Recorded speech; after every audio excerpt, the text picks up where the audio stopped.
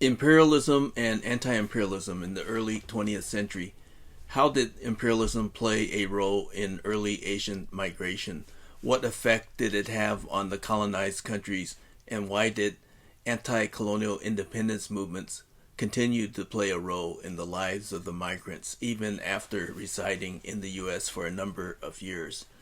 In previous migration groups that we've covered, we learned about the semi-colonization of China, its loss of control over the country, the role of Britain, the U.S., and other Western powers, how a colonized labor force was established to work on huge entrepreneurial projects in other colonized parts of the world.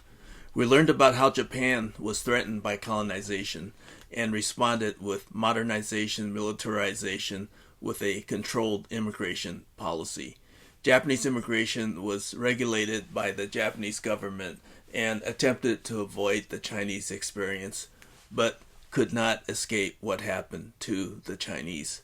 Japanese immigrants were still lumped together into the same yellow peril stereotype. In this next part, we will be looking into imperialism and anti-imperialism and its effects on Koreans, Indians, South Asians, and Filipinos who migrated to the United States. We want to look at differences between colonialism and imperialism. What are those differences? In simple terms, colonialism involves the use of force to invade and occupy a weaker country. Imperialism encompasses colonialism, but operating in a much higher form, involving annexation, full social and institutional controls. Colonialism took place in the early phase of the country's capitalist development. Imperialism is the highest advanced form of capitalism. With regards to Korean migration, we want to look into the context for migration, the arrangements made for migration to Hawaii and the U.S. mainland, how Japan hampered Korean migration, as well as how anti-Asian immigration groups played an equal role in ensuring that the immigration numbers were kept small. We also want to look at the role of community organizations and how they were influenced by Korean nationalism. An important question at hand: what effect did the colonial experience have on Korean settlement in the United States? It's important to look at the historical background of Korea, and also its geographical location. Korea is in a strategic location. It adjoins three nations: China, Russia, and Japan. 1630 to 1875, it was a suzerainty of China, meaning the policies of the Kingdom of Korea needed approval by the Chinese kingdom. In the late 19th century, China becomes weakened. Other big powers enter into Korea, and they would also fight with each other on Korean soil over control of the Korean peninsula. Korea was a centralized dynastic structure. The Chosun dynasty, or the Yi dynasty, lasted between 1392 and 1910. 1910 was the time of annexation by Japan. It was a centralized dynastic structure with the king at the top, the Yangban nobility following. Under that were the Chongin, or the middle classes, including bureaucrats and technical people. The Yangmin and the peasants and craftsmen followed. And at the very bottom of society were the Chonmin, or the marginalized people, which included butchers, people who handled knives, prostitutes, and indentured slaves. So the structure was very centralized, and in the 1800s the structure was challenged by the Chongin middle classes, supported by the peasants, the Yangmin. As imperialist powers began knocking at Korea's door, further social, political, and economic decline took place. Nicknamed the Hermit Kingdom until the 1860s, Western powers, including Japan, attempted to utilize gunboat diplomacy to force open its ports to trade and eventually colonization.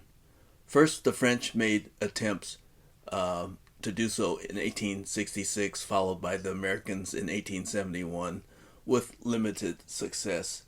In 1875, the Japanese ship Unyo fired on a Korean port near Kangwa Island. On February 6, 1876, a fleet of 2 Japanese warships and 3 transport ships painted black and reminiscent of Commodore Matthew Perry's opening of Japan to the U.S. in the mid-1850s, and a steamship with the Japanese envoy anchored near Kangwa Island. They had arrived to make a treaty or war. Japan, after the Unyo incident of 1875, signed the Treaty of Kangwa in 1876, opening Japanese treaty ports, provided extraterritorial rights to Japan.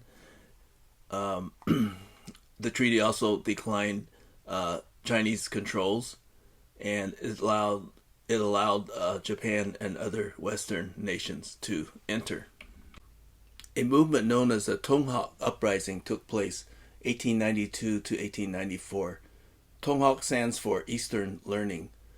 It was a movement that involved the Yangban intellectuals and the peasants. They maintained an anti-Western position and the need for resistance against further Western encroachment. They were also opposed to the weakness of the Korean dynasty. The royal family itself was divided over what steps to take around this uprising. They felt threatened, and they called in Chinese troops to quell the rebellion. Japan also intervened during this time, not to the benefit of the royal family, but to outdo the presence of the Chinese troops and to further strengthen its own efforts to colonize Korea. Japan takes hold after fighting 2 wars fought on Korean soil. 1894 to 1895, the Sino-Japanese War took place. China was defeated by Japan. 1904 to 1905, the Russo-Japanese War took place. Russia was defeated by Japan. By 1905, Korea becomes a protectorate of Japan through the signing of the Treaty of Portsmouth between Russia and Japan. The Treaty of Portsmouth was signed at the conclusion of the Russo-Japanese War involving Russia and Japan. President of the United States Theodore Roosevelt convened this treaty signing. Korea becomes a Japanese protectorate, which meant that Japan could now take control over Korean immigration.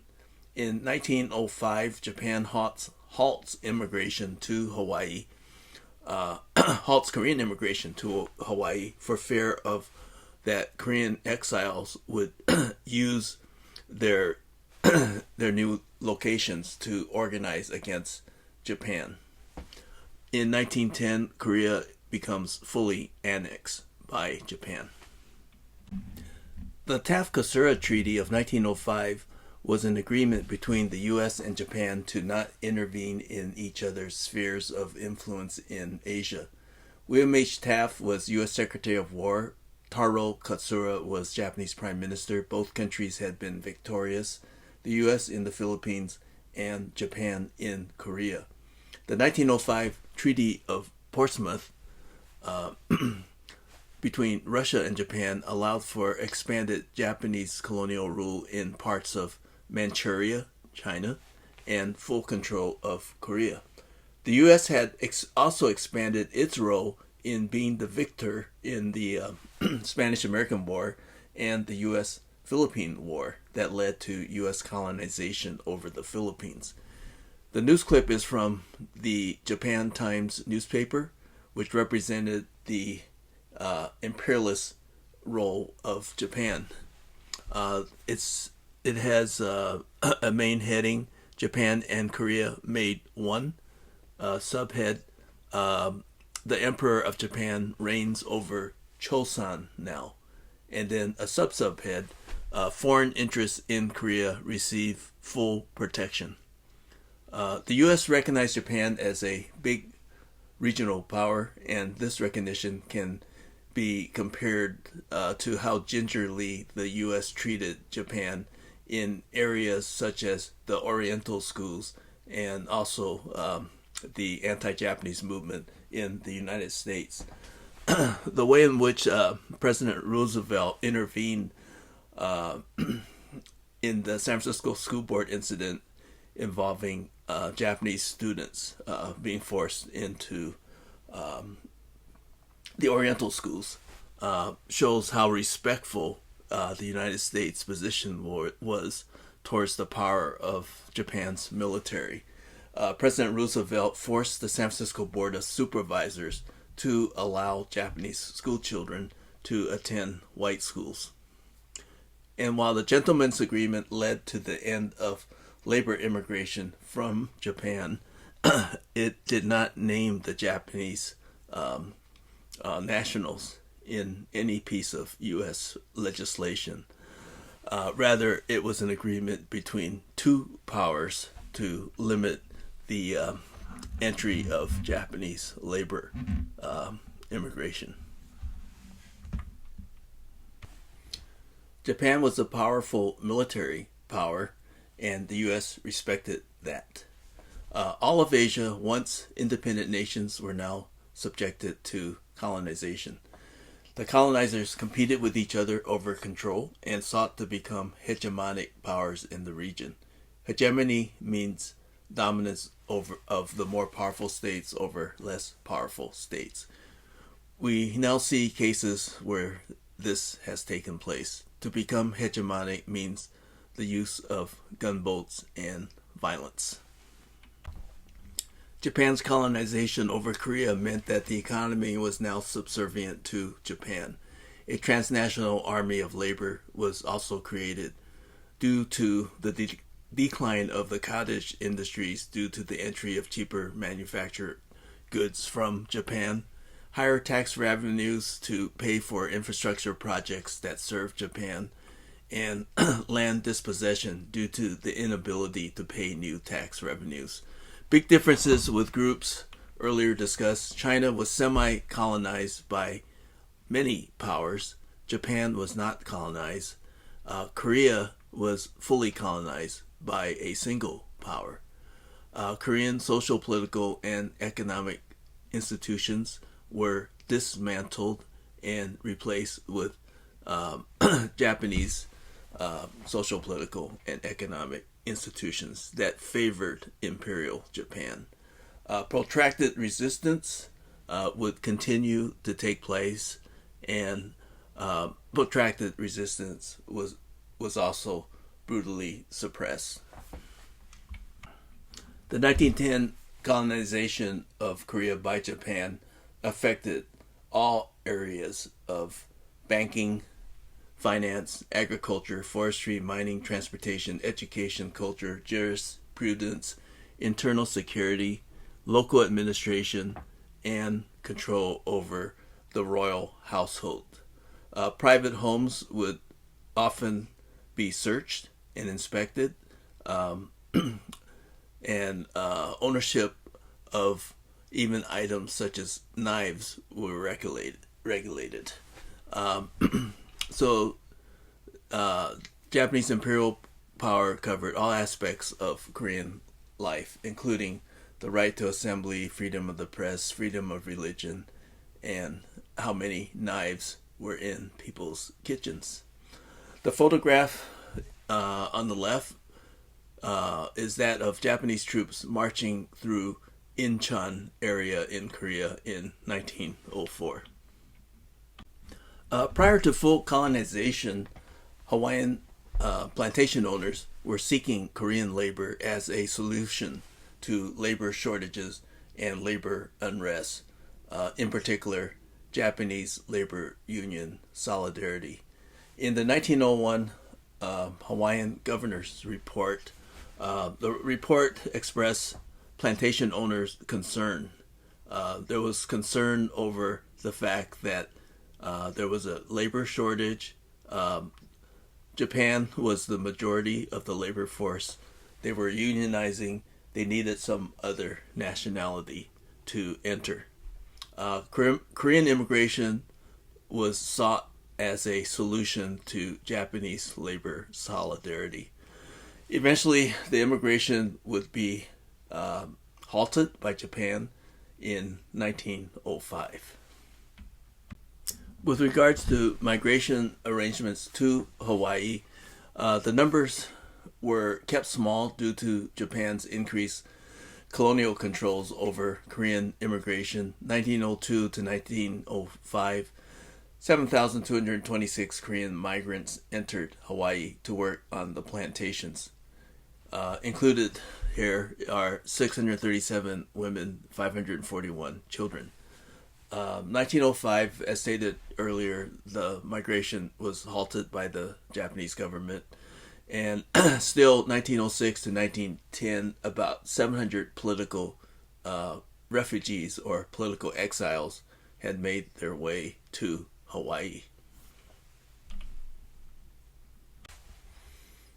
The earlier immigration was arranged between the Hawaiian Plantation Owners Association and the Korean government, which ran the Yumin-wan, or Department of Immigration Offices, in 1901. The Korean government actually encouraged migration. They issued proclamations for people to migrate to Hawaii. They also issued examinations and had control over the passport system. The HSPA, Hawaiian Sugar Plantation Association, had overseas development recruiting offices, also known as Kaibel Hoisas. The HSPA provided for subsidies to pay for passage for the Korean migrants to Hawaii. They arranged for passage to Japan and then from Japan to Hawaii. This was all working in conjunction with the Yumin-wan immigration offices of Korea. Christian missionaries who worked with the HSPA were also influential in Korean migration to Hawaii, in that they offered opportunity, they offered support, they offered support for the independence movement in Korea. In fact, Christianity was actually more successful in Korea than in China. Japan was viewed as the main oppressor, especially when annexation took place in 1910. The church itself was not equated with Western colonialism as it was in China. The church was also active in supporting independence activities. So the situation was extremely intense. Civil liberties were taken away. It was illegal to have 3 or more peoples to assemble. Freedom of the press was non-existent now. Religious institutions were strictly controlled, including Buddhist and Christian faiths. They were under strict controls to prevent them from becoming centers of resistance. Each household was allowed only one knife. The Christian church itself introduced ideas about democracy. It provided shelter for nationalist leaders, and it also became eyewitness to Japan's brutality and spoke out against Japanese military excesses. Many protected Koreans against Japanese oppression.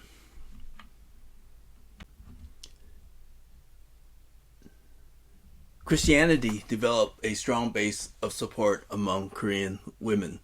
This led to changes in women's roles in society, calling on women to break with Confucian norms of patriarchy, calling on women to participate in the national resistance.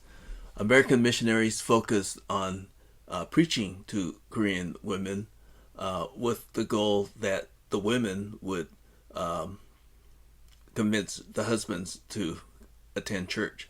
Women were also encouraged to become missionaries. Confucian hierarchy defined men and women's roles. All are subject to the emperor. Sons are subject to the fathers. Younger siblings are subject to the elder brothers.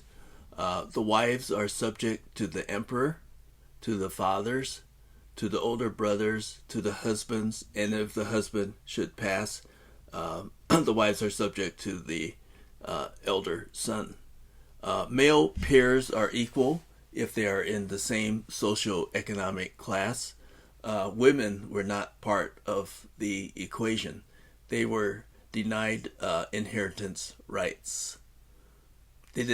Women did not fit into the family structure, only to be given away, denied inheritance and contact with the original family. But there were two reasons for breaking from this Confucian norm.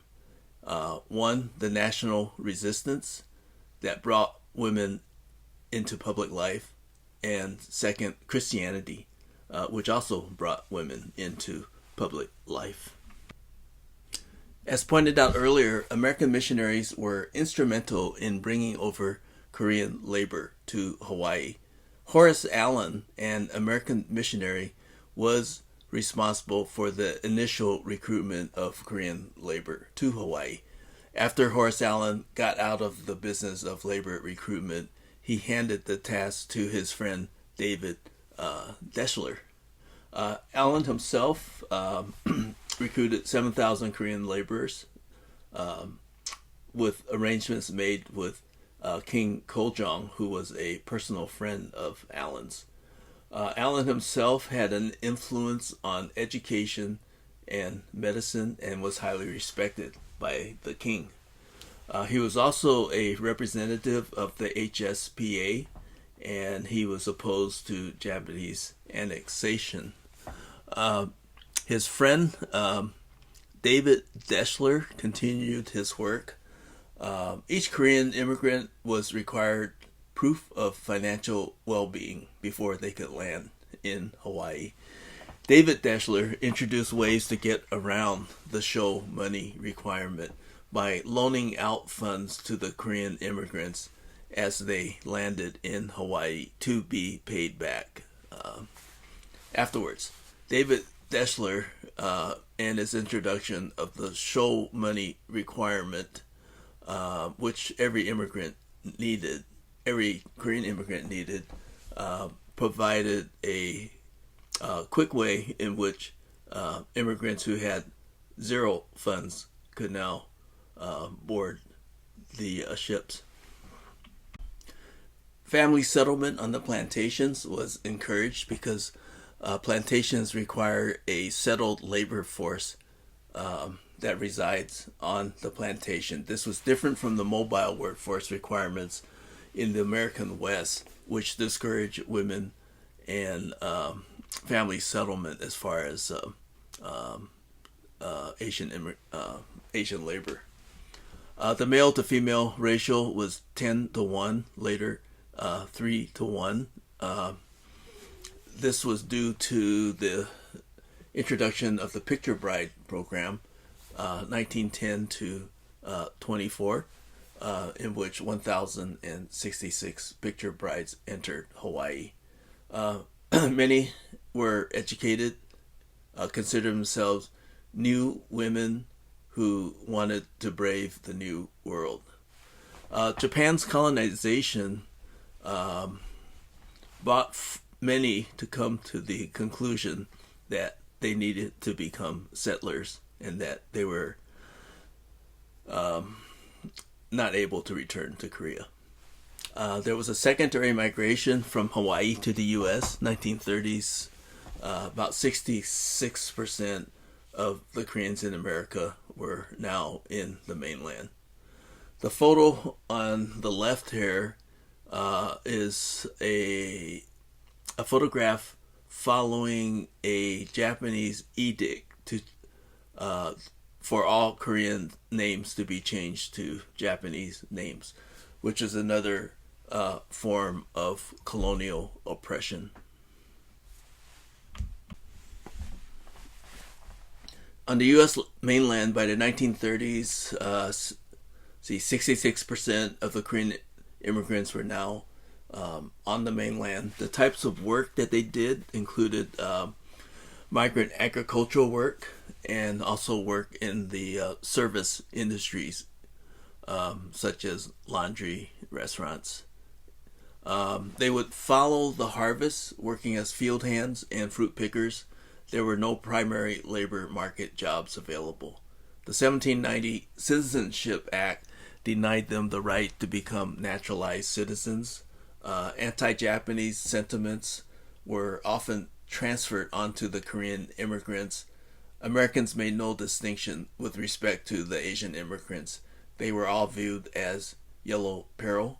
The California Alien Land Laws, 1913-1920, denied them the right to own, to lease, and control land. Unlike the Japanese immigrants who relied on ethnic enterprise as a shelter against racism, there was a low rate of ethnic enterprise among Korean immigrant population because of their smaller population numbers, less than 10,000 total. There was no ethnic market to rely upon.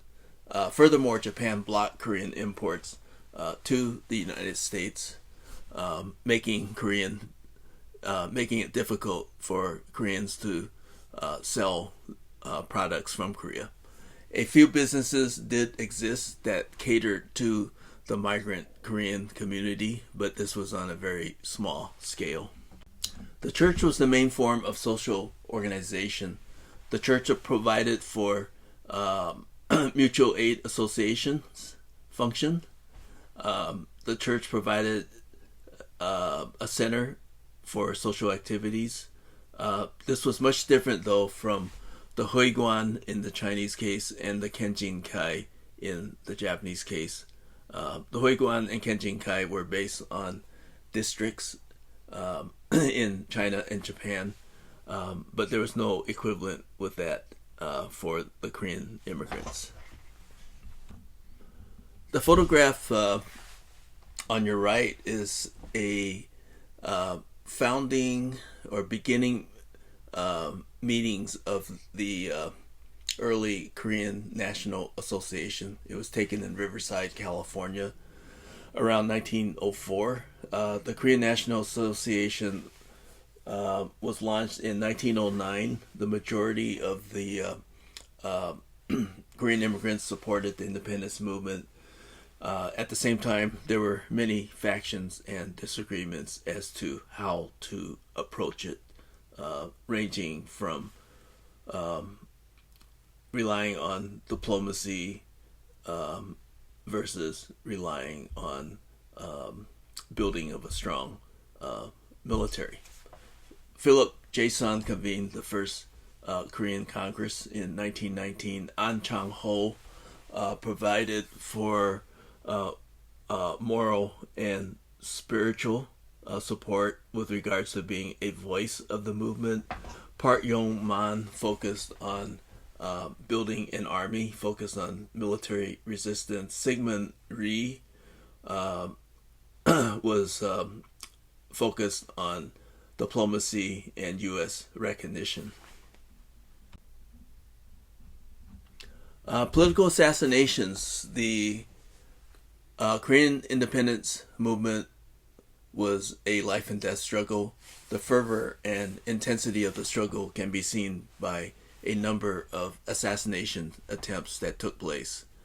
In 1908, Durham Stevens, who was an American lobbyist, an American who was a lobbyist for Japan, and a member of Japan's foreign Ministry of Foreign Affairs, was shot and killed at the Fairmont Hotel in San Francisco.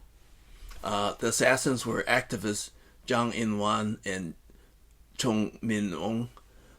This act was considered the first act of Korean independence activities in the United States.